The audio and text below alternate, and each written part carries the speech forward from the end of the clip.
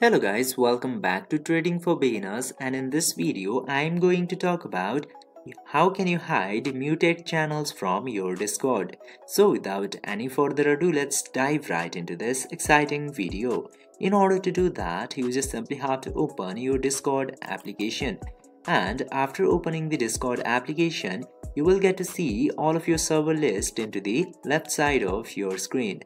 Now you just simply have to select the server where you would like to hide your muted channels, and after finding out the server you just simply have to right click into that server, and then you will directly get this option of hide muted channels. Just simply tap to hide muted channels, and then all of your muted channels will be hidden. This way you can very easily hide your muted channels in one click.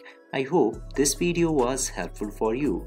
If yes, don't forget to like, share and subscribe to the channel to never miss another update. Thank you for watching the video.